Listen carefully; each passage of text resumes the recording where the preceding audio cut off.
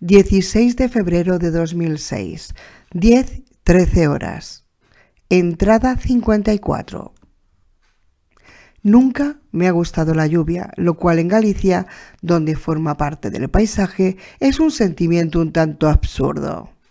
Pero hoy, mientras contemplaba los chaparrones cayendo sobre la pequeña villa marinera de Bueu, he pensado que quizás en el fondo no esté tan mal. Incluso puede que me sea útil. Está cayendo agua de forma torrencial desde hace casi 12 horas.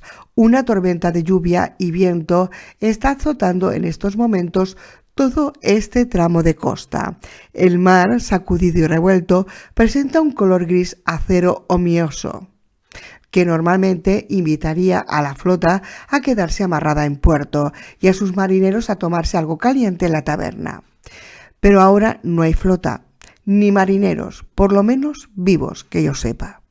El Corinto, pese a estar resguardado detrás del espigón del puerto de Bueu, se balanceaba violentamente con los restos de la poderosa tormenta que, desde el exterior, llegaba hasta aquí. Las ráfagas de viento sacudían las jarcias y arrastraban auténticas cortinas de lluvia. Los invernales casi no daban abasto para expulsar toda el agua que se iba acumulando en la cubierta, mientras en tierra la lluvia hacía que apenas se pudieran divisar los edificios de la orilla. Estar 5 minutos a la intemperie suponía quedar absolutamente empapado, un tiempo de perros, en definitiva. Y sin embargo, este tiempo me favorecía. El sonido del viento y de la lluvia taparían cualquier posible ruido que pudiera hacer en tierra. La visibilidad era realmente reducida, mientras esta tromba de agua se estaba desplomando desde el cielo. Creo que en esta ocasión el clima podía ser mi aliado. Y es que no me quedaba más remedio que bajar a tierra. Necesitaba con urgencia unas cartas marinas. Los fugitivos que asaltaron el Corinto no fueron capaces de llevarse el barco, pero lo registraron a fondo y se llevaron cualquier cosa que encontraron útil, entre ellas las cartas náuticas que deberían estar en el cajón al lado de la mesa de navegación. Sin ellas corría el riesgo de chocar con algún bajío o escollera que pudiera haber en la ría de Vigo. Además, en su precipitada huida, trataron de arrancar el GPS empotrado en la consola de mando y lo único que consiguieron fue romper su pantalla de cristal líquido.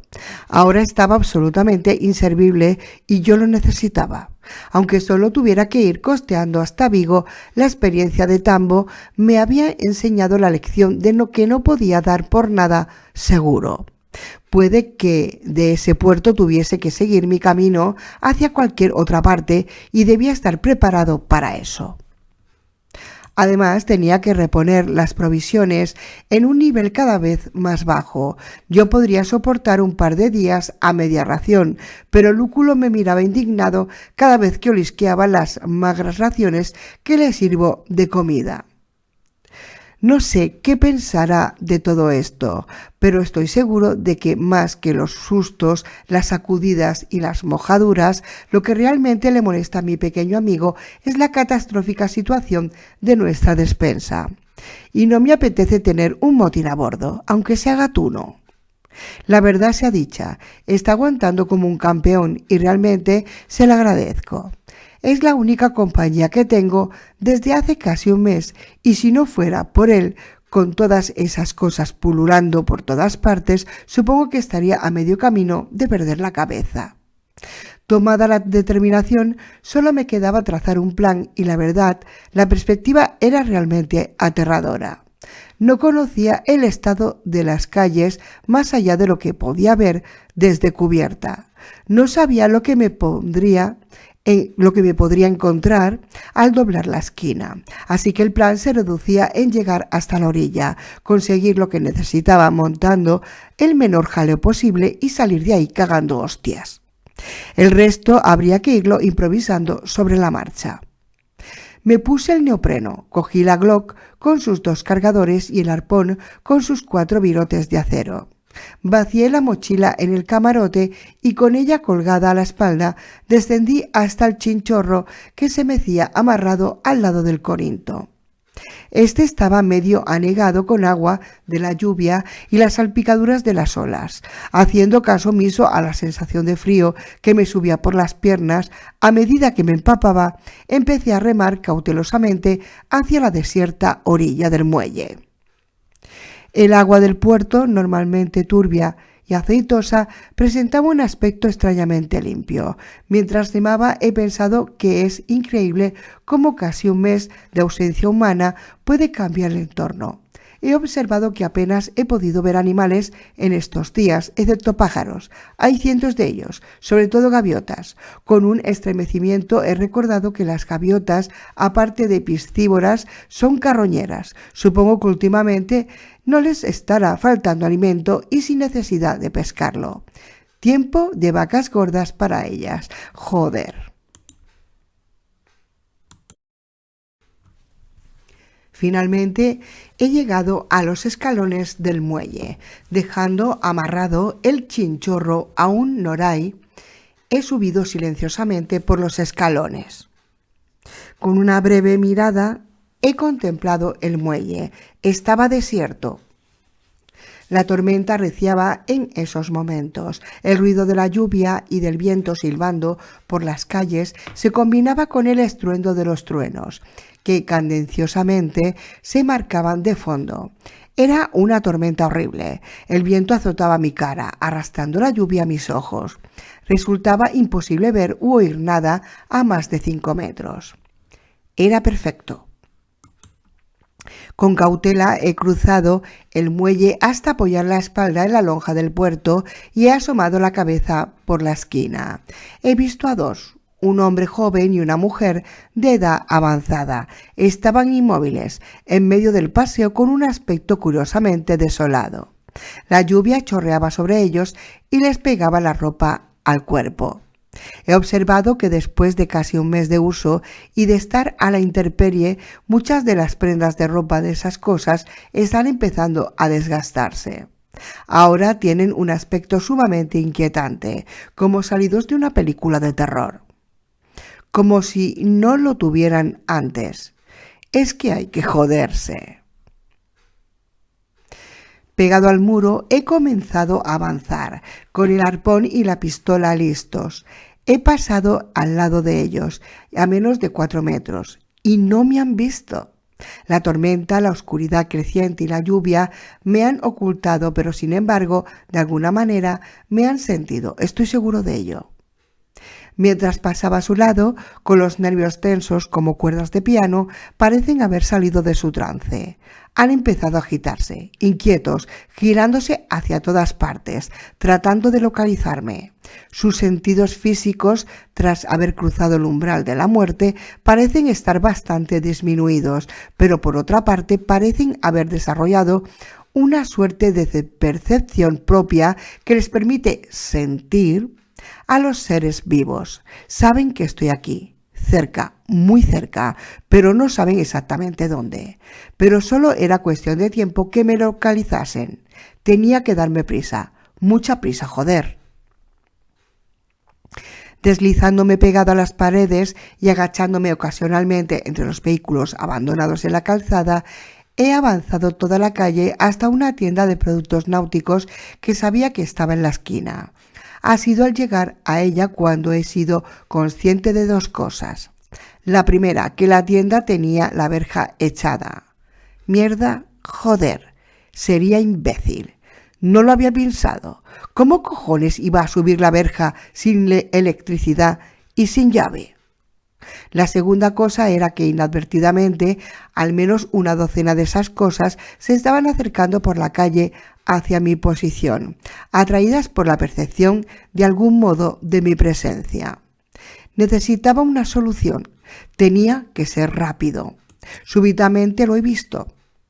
estacionada contra la fachada de la tienda, ubicada en un bajo de una casa cercana al puerto, estaba un furgón de reparto. Gateando por su capó me he subido hasta el techo. Con la lluvia ha sido más difícil de lo que esperaba y he estado a punto de resbalar un par de veces.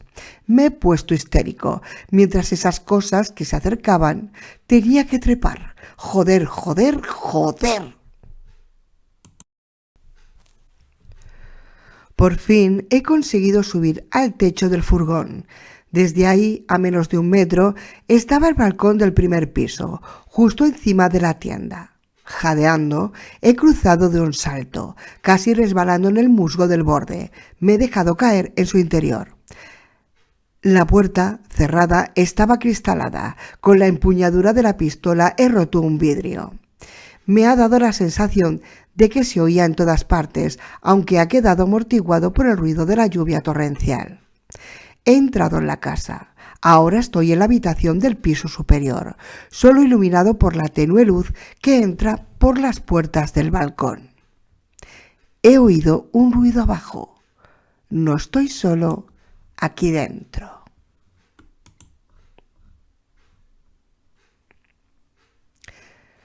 ...17 de febrero de 2006... 19:17 horas... Entrada 55. Desde que toda esta mierda se desató, ha habido multitud de ocasiones en las que he estado en una situación, digamos, comprometida. Pero casi siempre la necesidad de moverme rápido para salvar mi vida ha tenido la virtud de no dejarme pensar realmente lo que estaba pasando a mi alrededor. Sin embargo, mientras estaba en la planta superior de esa casa, entre penumbras, oyendo el sonido providente de la planta baja, por primera vez he de reconocer que estaba cagado de miedo. Respirando entrecortadamente, me acerqué a la puerta de esa estancia, un dormitorio con una cama antigua, monstruosamente grande, con dosel. Toda la casa olía a cerrado y a humedad, pero de fondo podía sentir un leve aroma a corrupción, a podrido. Supongo que ya me mentalicé para lo peor. Al llegar junto a la puerta, estiré la mano hacia el elaborado pomo de cristal y con una profunda inspiración abrí la puerta de un tirón, mientras saltaba hacia atrás. Nada. Tan solo un cuarto a oscuras. Con manos torpes busqué en el fondo de la mochila vacía y saqué una linterna. Alumbrando mi camino, me introduje en el cuarto a oscuras. Podía oír el rumor de la lluvia y del agua cayendo por los canalones, mientras de fondo, de cuando en cuando, sonaban potentes truenos que hacían retumbar toda la casa. La puta tormenta estaba encima de nosotros en ese mismo momento. Para ser sincero conmigo mismo, he de reconocer que estaba muerto de miedo. ¿Y quién si no, hijo mío? ¿Y quién si no? La habitación contigua, un comedor, daba paso a una especie de distribuidor, un zaguán de donde arrancaba una escalera que conducía a la planta baja. Supuse que la casa y la tienda de productos náuticos de la planta inferior estaban conectadas por dentro. Serían del mismo dueño. Yo qué sé. Lo cierto es que cuando tenía apoyado el primer pie en el primer escalón e iba a iniciar el descenso, he vuelto a oír el mismo puto ruido de antes. Era como una especie de golpeteo rítmico, constante, acompañado como de cascabeles. Splan, splan, splan, splan, splan, splan. Y de repente paraba, y de nuevo otra vez, con esos puñeteros cascabeles de fondo. Era para volverse loco. El ruido no venía de abajo. Estaba equivocado. Provenía de la misma planta donde yo me encontraba, justo del fondo de la casa. Podía haberlo ignorado y simplemente limitarme a bajar las escaleras, saquear lo que me hiciera falta y salir por donde había entrado. Pero soy humano. Y los humanos, aparte de irracionales, estúpidos e imprevisibles, somos, sobre todo, curiosos. Quería saber qué coño era ese ruido. Necesitaba saber qué demonios era eso. Así que, cagado de miedo, empuñando la Glock en la mano derecha y la linterna temblando en la izquierda, me giré y empecé a caminar hacia el fondo de la casa. Atravesé una especie de salita, con un televisor a oscuras, un par de sofás, algunas revistas hacía más de un mes y una solitaria calceta abandonada sobre una mesa camilla, que tenía otra puerta al fondo. El ruido sonaba aquí más potente. Me estaba acercando. Al llegar a la puerta, acerqué el ojo a la cerradura. No se veía absolutamente nada, pero el olor a descomposición era más intenso aquí. Agarrando la linterna con la boca, abrí la puerta de un tirón, solo para encontrarme con un nuevo pasillo, más corto, con 2 puertas. ¡Splam! El golpe sonó fuerte, claro, intenso, mientras una varada de aire podrido asaltaba mis fosas nasales. ¡Splam! Dando un par de pasos, entré cautelosamente en el pasillo, mientras trataba de aguantar las arcadas. El olor era nauseabundo. ¡Splam! ¡Splam! Enfocando la linterna a todas partes, comprobé que el pasillo estaba libre. Tan solo una serie de antiguas litografías de estampas marineras y las 2 puertas, una de ellas entreabierta, me permitía adivinar un baño. Cuidadosamente empujé la puerta, que se abrió con un audible chirrido, mientras paseaba el halo de luz por toda la pieza. Vacía. Splam, splam, splam, splam. El chirrido de la puerta del baño había hecho que el cascabeleo y los golpes al otro lado de la puerta cerrada se multiplicasen. No era algo producido mecánicamente. Fuera quien fuese, me había oído. Conteniendo la respiración, me planté delante de la puerta.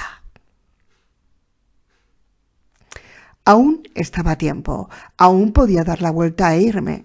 Fuera lo que fuese, sabía que estaba aquí y aún no había salido. O no podía o no tenía interés en verme, y francamente supongo que yo tampoco, pero sin embargo tenía que saber qué coño era aquello. Así que agarré el pomo y con un fuerte tirón abrí aquella maldita puerta. Jesús, buen Dios. Aún me estremezco. Aquella habitación condenada debía de haber sido en algún momento el dormitorio principal de la casa. Una colcha de lino cubría una enorme cama, apenas iluminada por los relámpagos que se colaban por la persiana a medio bajar. A los pies de la cama, desprendiendo un olor infernal, yacía el cadáver de una mujer, de una edad indeterminada. Enlazada en sus manos tenía una escopeta, apuntada hacia arriba. Se había metido los cañones en la boca y había apretado el gatillo. De la mitad superior de su cabeza no quedaba absolutamente nada. Debía llevar muerta por lo menos 3 semanas. Enfocando la luz hacia lo que un día fue su cara, pude ver unos gusanos blancos, enormes, asomando por los restos de su boca. Con una arcada me incliné hacia una esquina y estuve vomitando lo que me pareció una eternidad. Mi pequeña aportación a aquel paisaje de invierno y del infierno. ¡Splam!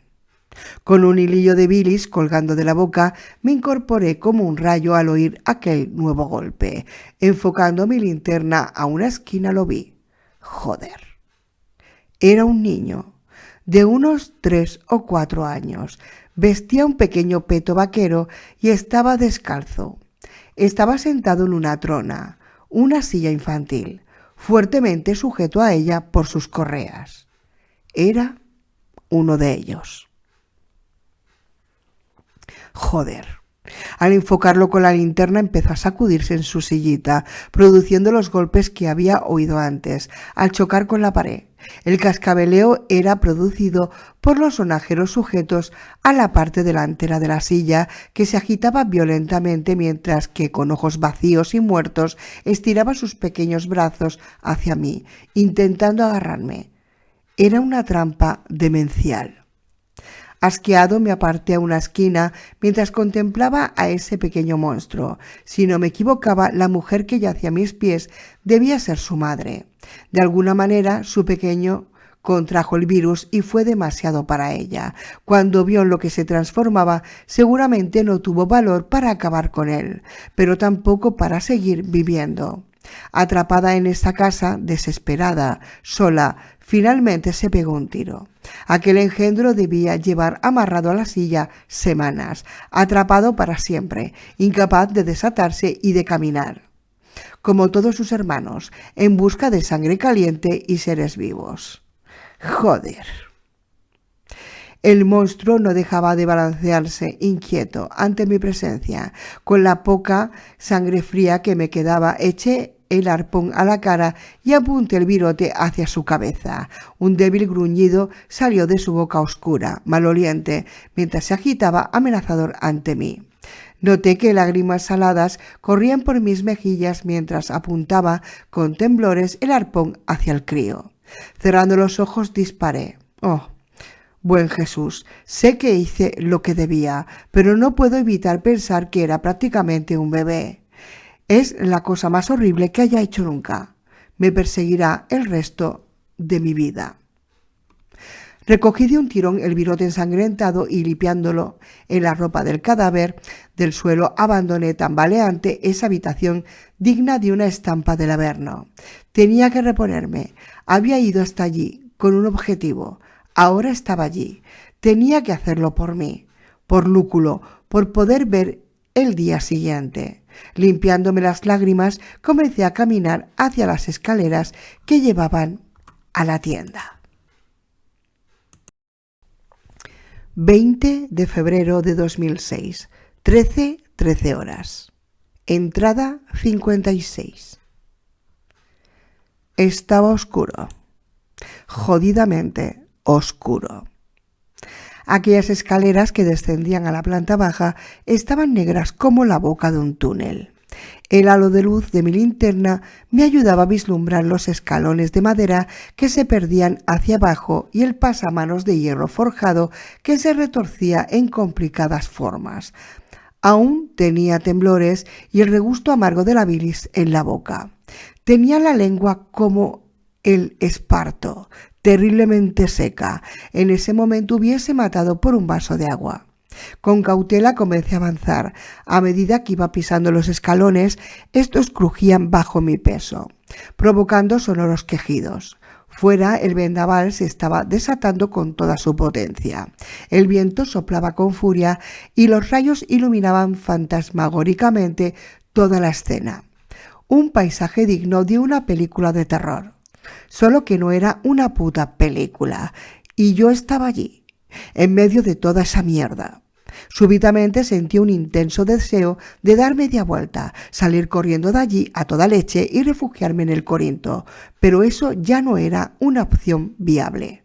Ya no. Finalmente llegué al rellano. A un lado se abría una puerta cerrada con llave, pero estas estaban colgadas del pomo de la puerta.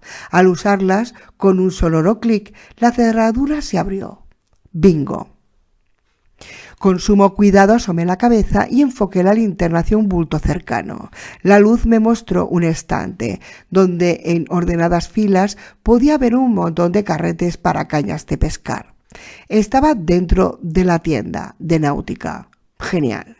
Con más confianza di unos cuantos pasos hacia el interior y fui pasando el haz de luz por los distintos estantes, mientras mi mente repasaba a toda velocidad la lista de la compra. No debía demorarme mucho. En un rincón vi unos cuantos arneses de seguridad para veleros. Después del incidente que había tenido de camino aquí, pensé que serían una compra más que lógica.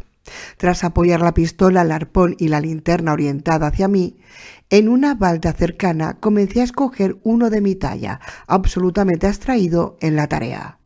Casi me cuesta la vida. Con estruendo, un montón de cañas de pescar amontonadas a mi lado se vino abajo, empujadas por un par de brazos de color blanco cerúleo. Tras ellos asomó el resto del cuerpo, lívido y espectral, de un hombre de unos 40 años, con expresión muerta en sus ojos y con su boca entreabierta. Uno de ellos estaba cerca, muy cerca, y demasiado rápido. Antes de que me diese cuenta, lo tenía encima y todas mis armas estaban demasiado lejos de mí para poder servirme de ayuda. Sus manos, como garras, me agarraron de un brazo, mientras que con el impulso que llevaba me empujaba hacia atrás. Desequilibrado, trastabillé y me caí de espaldas contra un expositor, arrastrando al engendro en mi caída. Montando un enorme barullo, aterrizamos en el suelo entre un montón de brújulas. Lo tenía totalmente pegado a mí. Había conseguido sujetarle los brazos y con una pierna semiflexionada entre los dos conseguía mantener su boca a cierta distancia de mi cara. Su expresión era absolutamente enloquecida y ebria, y cerraba la mandíbula dando rabiosos mordiscos al aire. Uno estuvo cerca de arrancarme la nariz. Demasiado cerca, joder. Mientras lo sujetaba mi mente, pensaba a toda velocidad. El muy cabrón estaba encima mía y pesaba lo suyo. Además, hacía bastante fuerza y no sabía si esas cosas podían llegar a cansarse, pero desde luego yo sí. Empezaba a notar calambres en los brazos. La situación empezaba a ser desesperada. Con un último esfuerzo rodé sobre mi cadera hacia la derecha. El cuerpo de ese ser impactó con un estruendo contra el pie de un expositor cercano, clavándose una esquina de acero en la base de la espalda. Cualquier ser humano se hubiese retorcido de dolor ante una cosa así, pero él no pareció ni notarlo. El muy hijo de puta. Ahora yacíamos ambos de costado, como dos amantes entrelazados en una cama, pero su actitud no era precisamente sensual. Con el giro, uno de sus brazos había quedado aprisionado debajo de mi cuerpo. Podía notar sus uñas tratando de clavarse en mi piel a través del traje, pero por fortuna el neopreno era demasiado grueso y la posición demasiado forzada como para que pudiera conseguir algo. Sin embargo, ahora yo tenía un brazo libre. En medio de la confusión, la linterna se había caído y apagado, así que estábamos a oscuras. Palpando por encima de mi cabeza, empecé a pasar la mano libre por las baldas más cercanas, tratando de encontrar algo, cualquier cosa. A tientas aferré un objeto cilíndrico y pesado. Haciendo toda la fuerza posible, se lo estampé al ser en la cabeza. No pareció notar nada. Repetí el golpe una y otra vez, inútilmente. Nada, ahora sabía que esos hijos de puta no se quedaban inconscientes de un golpe en la cabeza, pero saberlo no me iba a ayudar a salvar la vida en ese momento. Con el último golpe, sin embargo, algo pasó.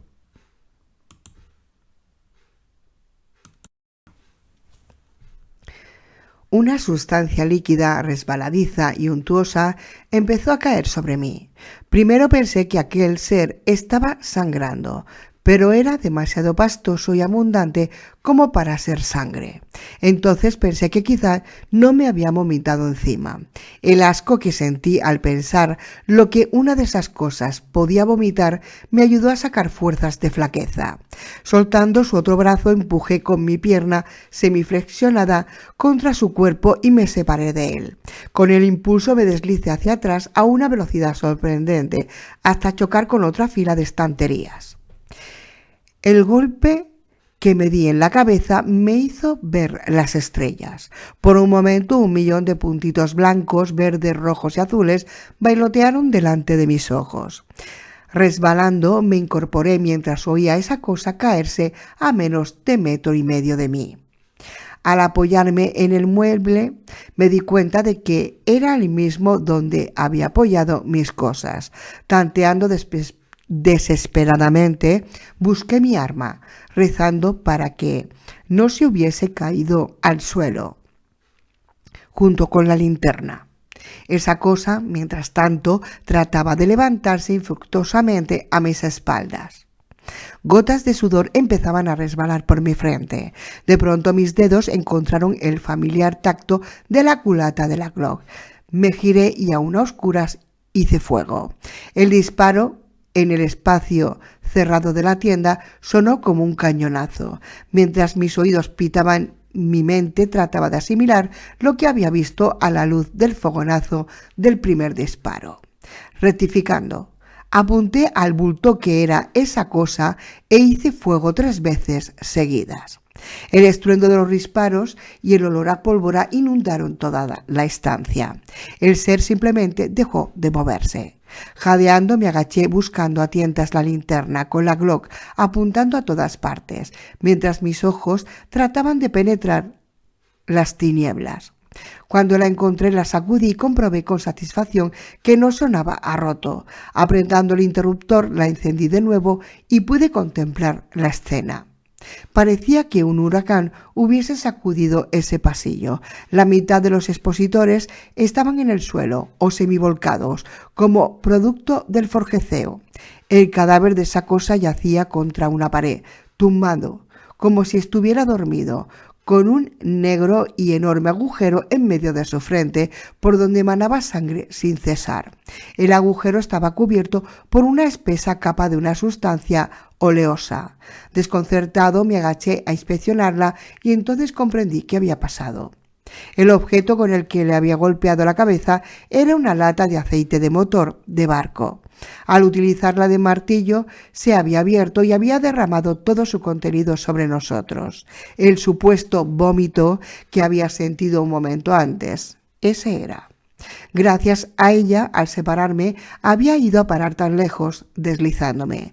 Y también gracias a ella que el monstruo había resbalado varias veces, dándome el tiempo suficiente para encontrar mi arma. Repsol me acababa de salvar la vida. No dejaba de resultar irónico. Estaba empapado de aceite de motor de los pies a la cabeza. Debía ofrecer una imagen un tanto tétrica, de pie, en medio de aquella devastación, untado de una sustancia oscura y viscosa. A medida que la adrenalina dejaba de rugir en mi organismo, caí en la cuenta que seguía vivo de puro azar. Si no hubiese sido por esa lata de aceite y por un disparo afortunado, ahora mismo ese cabrón me estaría merendando o yo sería uno de ellos. Joder, volví a sentir arcadas. Al menos no me quedaba nada para vomitar. Ese debía ser el padre del niño de arriba. Ahora entendía cómo se había contagiado el pequeño. Su mujer encerró a su marido aquí abajo, en la tienda, cuando vio en lo que se convertía y escapó arriba con su pequeño, sin saber que ya estaba sentenciado. Vaya mierda. La verja estaba echada y no parecía haber más de esas cosas rondando por ahí abajo. Sin embargo, el estruendo de los disparos había atraído una pequeña multitud, que agolpada al otro lado de la verja metálica la aporreaba arítmicamente. Ahora tenía 3 tareas: asegurar la zona, buscar lo que había ido a buscar y encontrar la manera de escapar de esa puta casa de locos. Y tenía que darme prisa. 21 de febrero 2006, 13:15 horas. Entrada 57. Creo que fue Roosevelt el que dijo que solo había que tenerle miedo al miedo mismo. Se nota que él nunca estuvo encerrado en un bajo comercial a oscuras, chorreando aceite de motor y adrenalina y con docenas de monstruos deseosos de matarte, aporreando la verja de la entrada a menos de 2 metros de ti. Entonces seguro que él también tendría miedo. Mucho miedo. ¿Qué coño? Después de acabar con esa cosa que tenía a mis pies, fui consciente de la magnitud de la situación. Me derrumbé agotado y tembloroso sobre una pila de chubasqueros sin poder apartar la vista de la verja metálica, que se ondulaba cada vez que una de las cosas de fuera descargaba un puñetazo sobre ella. Era aterrador. No se oía ningún otro ruido, ni siquiera los truenos de antes. La tormenta, después de descargar toda su furia, parecía haberse disuelto en la atmósfera. Solo el continuo gorgoteo del agua por los aliviaderos me recordaba la troma de agua que acababa de descargarse sobre Bueu, mientras yo luchaba por mi vida contra aquel guiñapo del suelo. Apoyándome en la estantería a mi espalda, me incorporé con dificultad. Eché un vistazo cauteloso a mi alrededor y con todos los sentidos alerta, rápidamente reconocí toda la planta baja para asegurarme de no llevar ninguna otra sorpresa. Todo estaba tranquilo, no había ninguna otra puerta y tan solo encontré un pequeño aseo y un almacén donde se apilaban ordenadamente multitud de mercancías diversas. Nada excepcional, excepto una mancha herrumbrosa de sangre oxidada en una esquina del almacén, donde supuse que el tipo que me acababa de cargar había padecido la transformación a su último estado. Allí, solo, a oscuras, tirado como un perro. Me estremecí al pensarlo. No disponía de mucho tiempo. Era cuestión de minutos que esas cosas rodeasen toda la casa y entonces sí que estaría condenado. Con celeridad metí en la mochila 2 juegos completos de cartas marinas de las costas españolas y norteafricanas, uno de la Armada y otro del Almirantazgo británico. Siguen siendo de las mejores. También me incauté de un GPS de buena calidad, con conexión de plotter, un par de brújulas, docenas de pilas de linterna, bengalas de señalización, una caña de pescar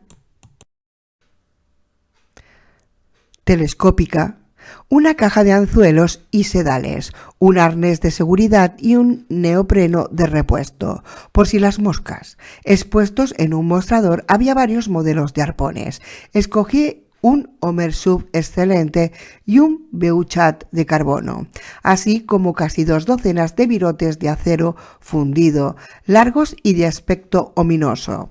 Francamente me sentía más seguro con 3 arpones cargados que con tan solo uno. Con todo eso en mi mochila y con los arpones cruzados en el pecho, salí de la tienda y subí de nuevo a la planta superior. Mientras ascendía por la escalera, una risilla histérica empezó a saltarme, incontrolable.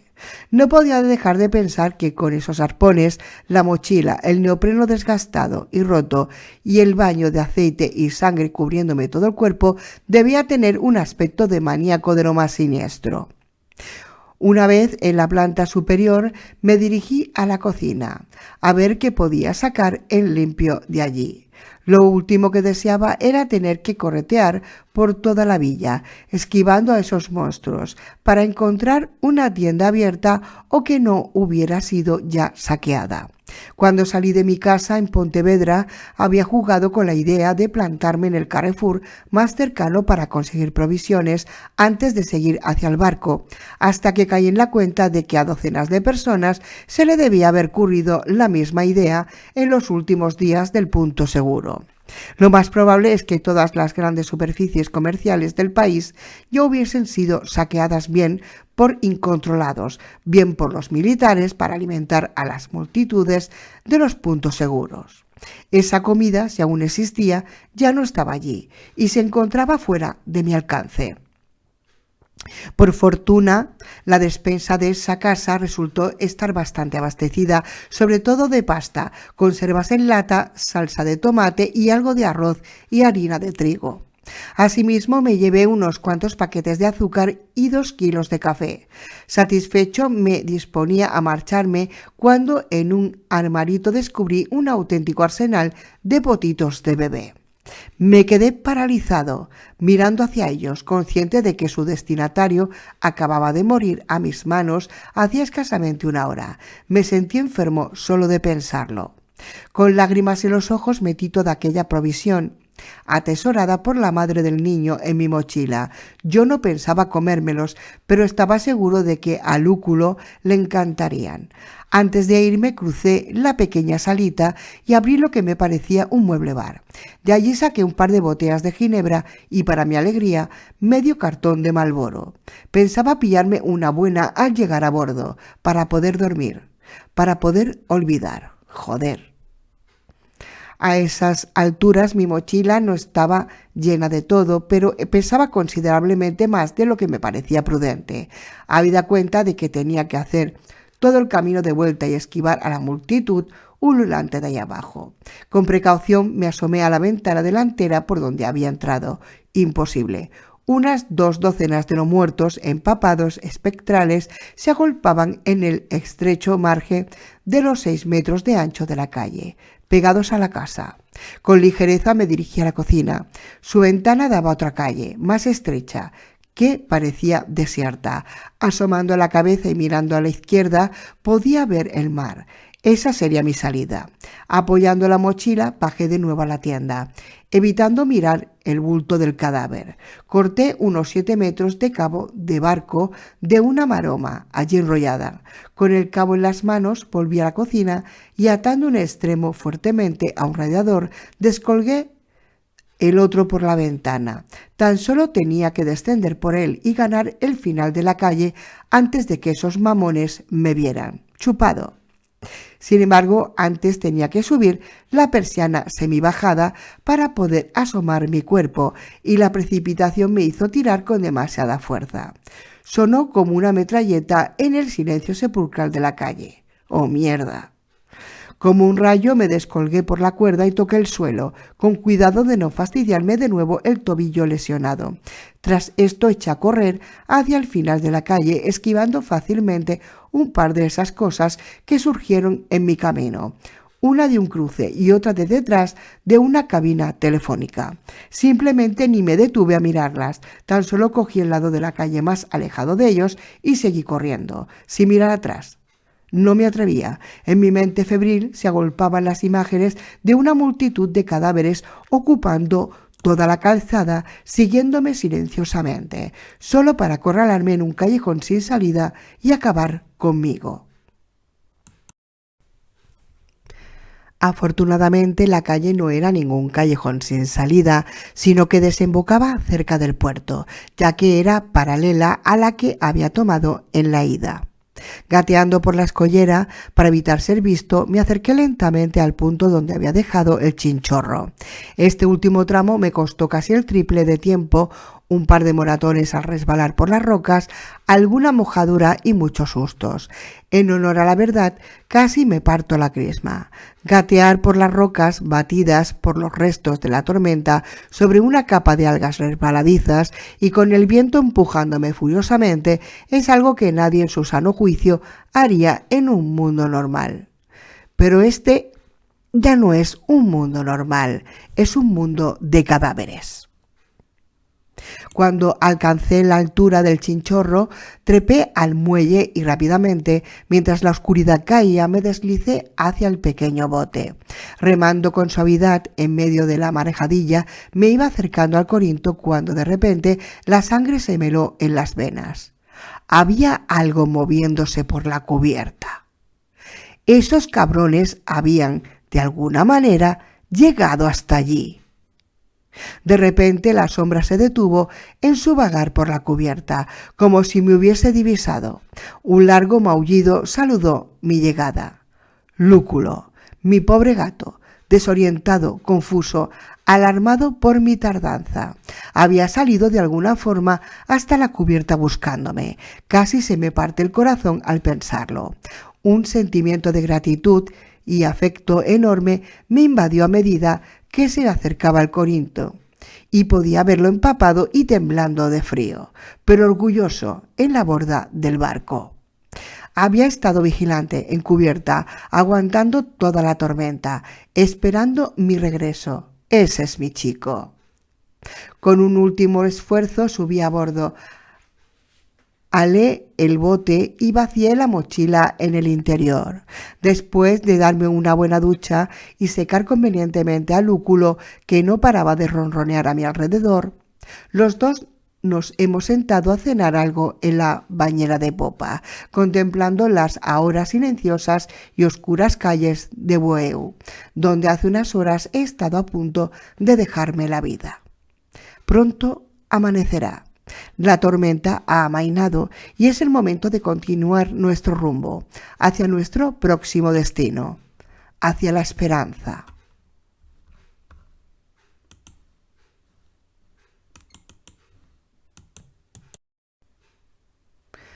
«23 de febrero de 2006, 19 horas. Entrada 58. Menos mal que el único espejo de a bordo es el que está en el aparador del minibaño. Así por lo menos no puedo verme la auténtica cara de excitación que se me tiene que estar poniendo a medida que el Corinto se está acercando a Vigo. Las últimas 30 horas han sido intensas, vibrantes, liberadoras. Con las primeras luces del alba levé el anclote y dejé que el barco se deslizase perezosamente desde el muelle de Bueu hacia el centro de la ría, aprovechando el efecto de las corrientes y de las mareas. En medio de un silencio sepulcral absoluto, solo roto por los chillidos de las gaviotas y los cormoranes, el Corinto fue derivando con lentitud, alejándose de la orilla. La mañana era fresca, luminosa, sin un solo resto de la espantosa tormenta del día anterior. Un día perfecto para ir a navegar. Si no hubiese pasado todo este infierno, ahora mismo los barcos pesqueros estarían saliendo del puerto y posiblemente también podrían ver algún velero saliendo del club náutico, tizagueando entre los pesados mercantes que se estarían dirigiendo al puerto de Marín. Pero ahora, de pie en la popa, bien abrigado, con una taza de café muy cargado en la mano, agarrando la rueda del timón mientras dirigía al velero hasta una zona más batida por el viento, miraba a mi alrededor y no veía absolutamente a nadie.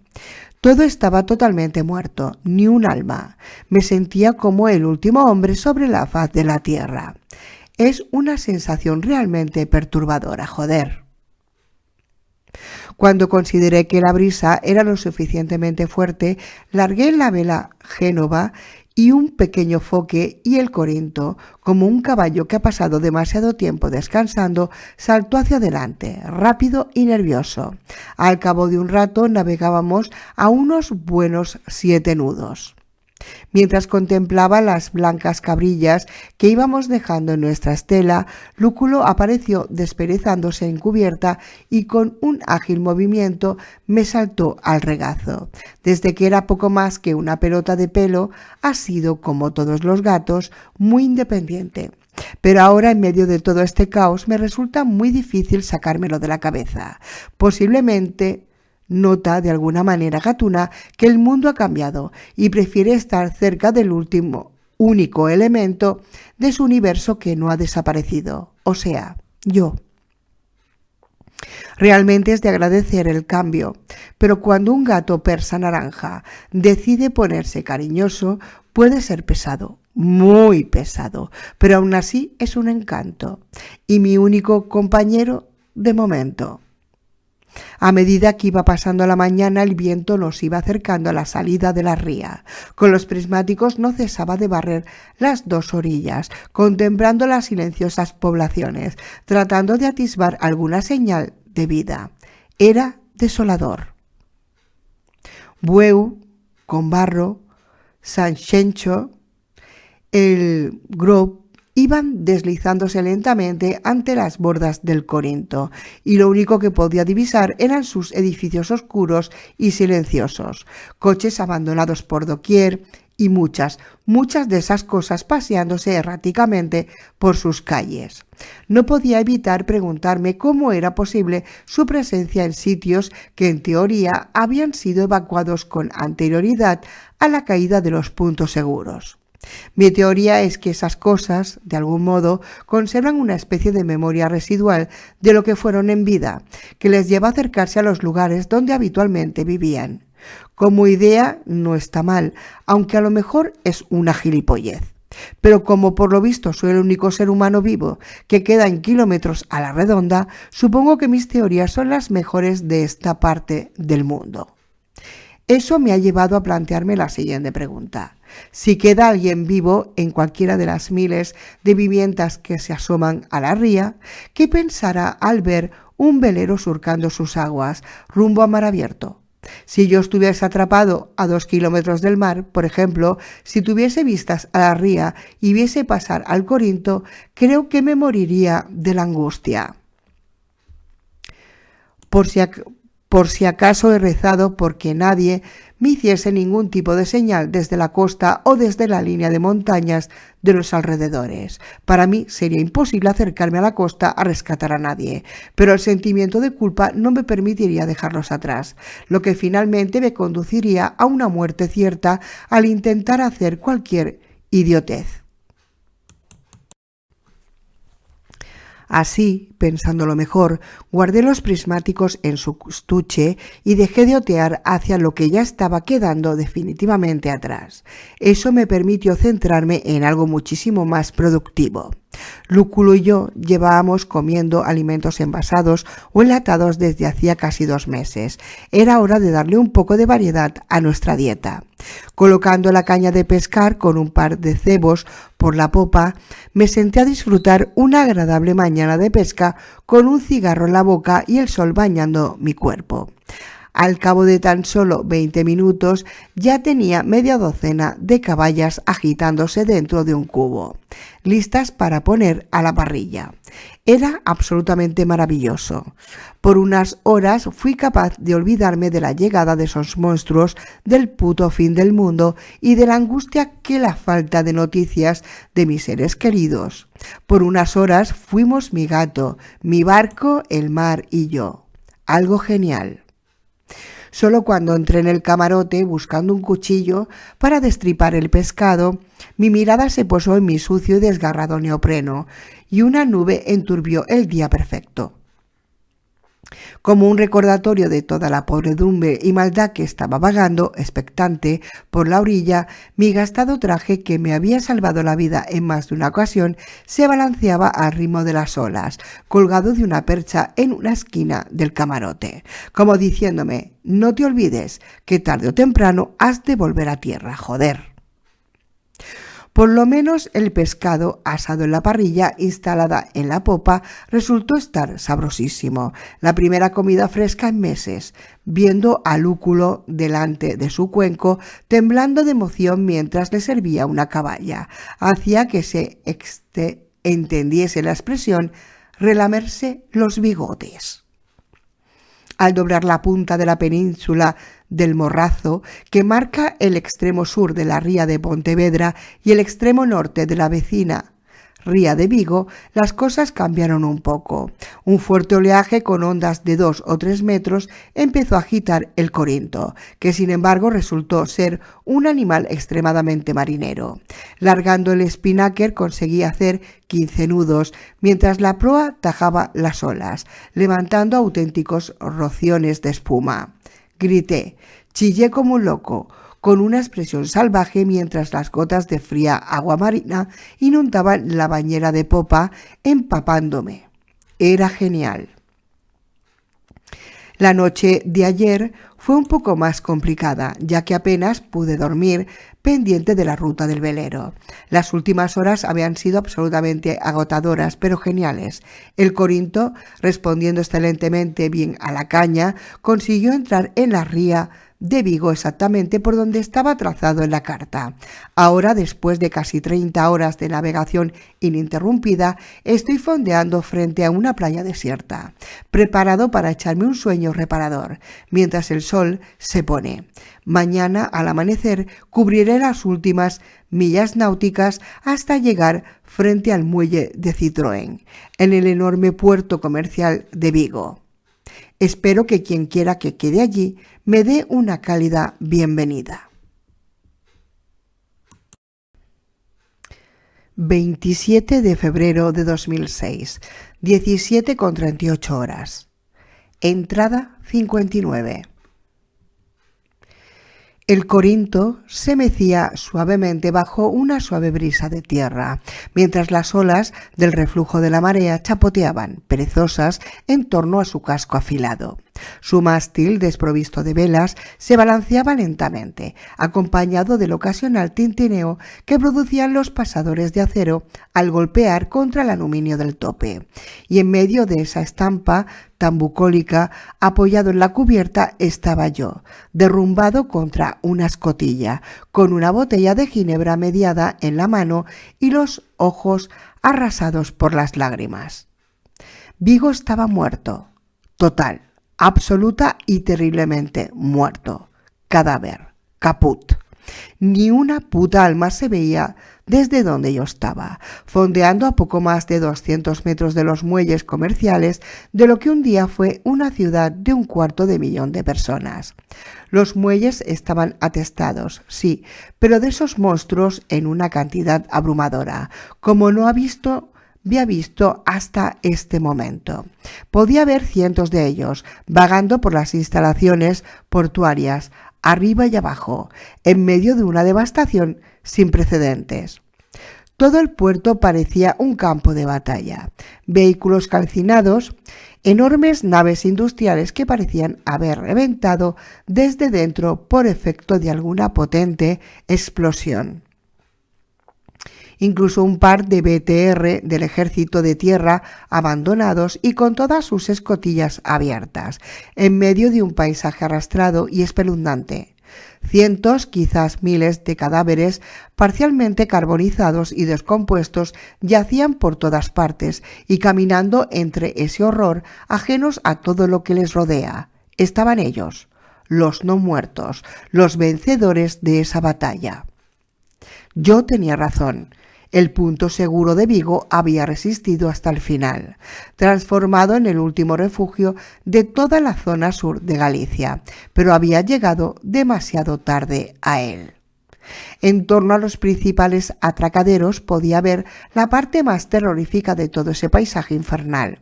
Docenas de mástiles y de antenas de buques sobresalían semisumergidos del fondo de las dársenas. Aquí y allá podía ver parte de la estructura de buques semihundidos e incluso un par de cascos panzudos boca arriba enseñando indecentemente las hélices al aire. Para completar las imágenes del caos, de las grúas de puerto colgaban, como racimos de fruta madura, docenas de cuerpos ahorcados.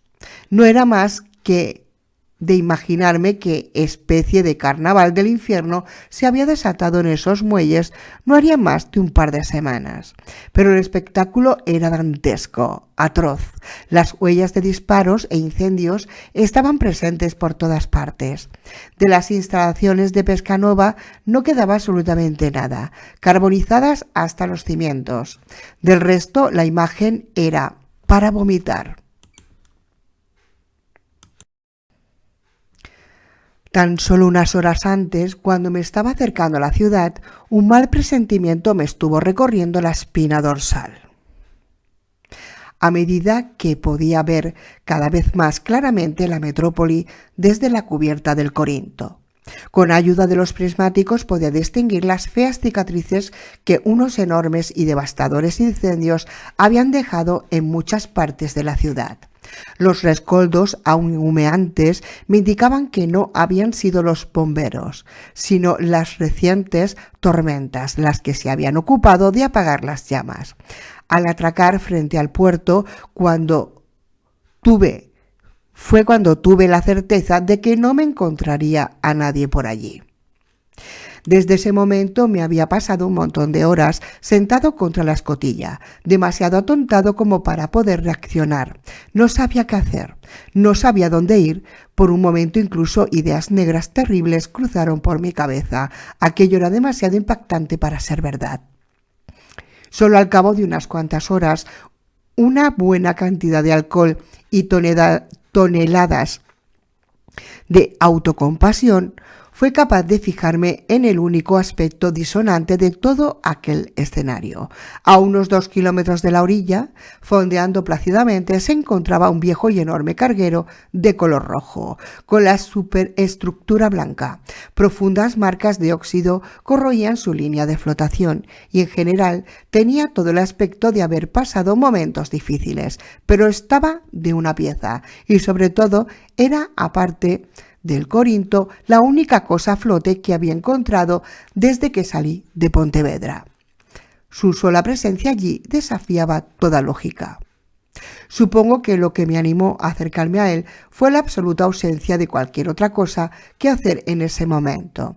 Sin mucho entusiasmo y aprovechando que la suave brisa me era favorable, levé el ancla y dejé que el Corinto se fuese acercando en aquella mole a paso de tortuga, mientras me imaginaba la manera de subir a bordo y poder saquear algo de provisiones.